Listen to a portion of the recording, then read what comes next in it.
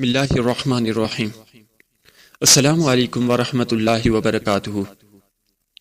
اللہم صلی علی سیدنا و مولانا محمد وعلی آل سیدنا و مولانا محمد وبارک وسلم وصلی علیہ۔ سامعین و ناظرین، آپ سن رہے ہیں پاک مسلم وائس۔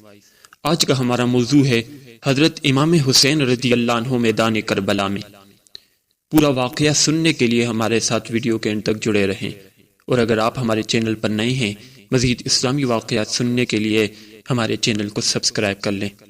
سامعین و ناظرین، جمعرات کا دن تھا جب حضرت امام حسین رضی اللہ عنہ نے میدان کربلا میں نزول فرمایا۔ امام پاک نے پوچھا، اس میدان کا نام کیا ہے؟ تو لوگوں نے بتایا اس کا نام کربلا ہے۔ کربلا کا نام سنتے ہی آپ گھوڑے سے اتر گئے اور فرمایا، ہذہ کربلا موضع کرب و بلاء، ھذا مناخ رکابنا ومحط رحالنا ومقتل رجالنا۔ یہ کربلا ہے جو مقام کرب و بلا ہے، یعنی رنج و مصیبت کی جگہ ہے۔ یہی ہمارے اونٹوں کے بیٹھنے کی جگہ ہے، یہی ہمارے مال اور اسباب اتریں گے، اور اسی مقام پر ہمارے ساتھی قتل کیے جائیں گے۔ حضرت امام حسین رضی اللہ عنہ کربلا سے واقف تھے، اور آپ کو یہ بھی معلوم تھا کہ کربل وہ جگہ ہے جہاں اہل بیت کا خون بہایا جائے گا اور انہیں بھوکے پیاسے رکھ کر قتل کیا جائے گا۔ کربلا کے میدان میں امام پاک بیٹھے ہوئے فکر و تدبیر میں ڈوبے ہوئے تھے کہ آپ کو نیند آ گئی۔ خواب میں اپنے نانا جان رسول کریم صلی اللہ علیہ وآلہ وسلم کو دیکھا۔ آپ فرما رہے ہیں، یہ کربلا ہے جو تمہاری شہادت کی جگہ ہے۔ اور حضور نبی کریم صلی اللہ علیہ وآلہ وسلم نے امام پاک کے سینہ اقدس پر اپنا نورانی ہاتھ رکھ کر دعا فرمائی، اللہم اعطی الحسین صبرا و اجرا۔ اے اللہ تعالی حسین کو صبر عطا فرما اور بہتر اجر نصیب فرما۔ بے وطن مسافر حضرت امام حسین رضی اللہ عنہ کا سامان ابھی بے ترتیب ادھر ادھر پڑا ہوا ہے۔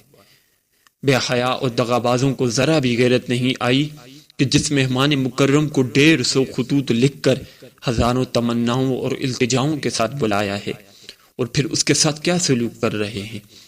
غالباً دنیا کی تاریخ میں ایسے عظیم الشان مہمان کے ساتھ اس قدر ظلم و زیادتی کا بدترین سلوک نہ کبھی ہوا ہے، نہ آئندہ ہوگا۔ کربلا میں فاطمہ کے لال اور علی کے نور نظر کے ساتھ بے وفا اور غدار کوفیوں نے کیا سلوک کیا۔ حضرت امام پاک کو ان بے وفاؤں اور غداروں کی بے وفائی اور بدعہدی پر انتہائی حیرت تھی کہ ابھی اطمینان کے ساتھ بیٹھنے بھی نہ پائے تھے کہ کچھ تکان دور کریں۔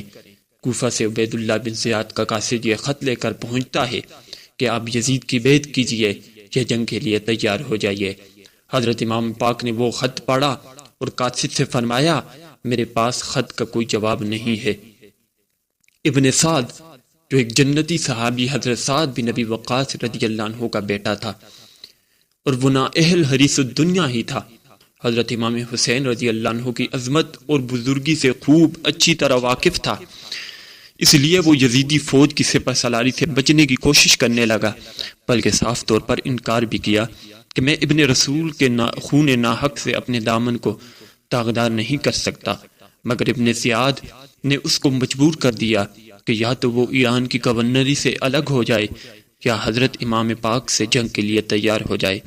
دنیا کی لالچ اور حکومت کی کرسی بہت بری بلا ہے کہ جب یہ دنیا شیطان بن کر کسی کے سر پر سوار ہوتی ہے تو وہ شخص کتنا ہی بڑا استقامت کا پہاڑ کیوں نہ ہو، مگر اس کے قدم کو دنیا کی لالچ ہلا کے رکھ دیتی ہے۔ چنانچہ عمر بن سعد جو ایک جنتی باپ کا بیٹا تھا، مگر ایران کی حکومت کے لالچ میں آ گیا، اور حیدر کرار کے نوجوانان جنت کے سردار حضرت امام حسین رضی اللہ عنہ کے گھر کو لوٹنے اور قتل کرنے کے لیے تیار ہو گیا، اور 5000 کی فوج جفا شعار کا سپہ سالار بن کر کربلا میں پہنچا اور دریائے فرات کے کنارے پڑاؤ ڈالا اور اپنا فوجی مرکز قائم کیا، اور 500 سواروں کو ہتھیاروں کے ساتھ دریائے فرات کے کنارے پہرا بٹھا دیا۔ خبردار خبردار، پانی کا ایک قطرہ بھی ساقی کوثر کے بیٹے امام حسین کے خیمے کے اندر پہنچنے نہ پائے۔ حاکم کوفہ عبید اللہ بن زیاد بدنہاد کوفہ سے فوجیں روانے کرتا رہا، یہاں تک کہ کربلا کے میدان میں 22,000 کا لشکر جمع ہو گیا۔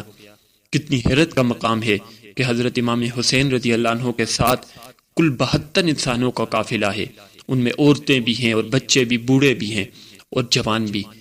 انہی 72 مسافروں میں حضرت عابد بیمار بھی اور حضرت علی اصغر شیر خوار بھی، اور یہ لوگ جنگ کے ارادے سے بھی نہیں آئے ہیں، اور ان لوگوں کے پاس سامان جنگ اور کافی ہتھیار بھی نہیں ہیں، لیکن اس کے باوجود ان 72 حضرات کے مقابلے کے لیے 22,000 کی فوج ہتھیار کے ساتھ بھیجی جاتی ہے، اور اس کے بعد بھی یزیدی فوج پر خوف اور دہشت طاری ہے، اور یزید فوج کو معلوم ہے کہ فاتح خیبر حضرت علی شیر خدا کے شیروں سے مقابلہ آسان نہیں ہے،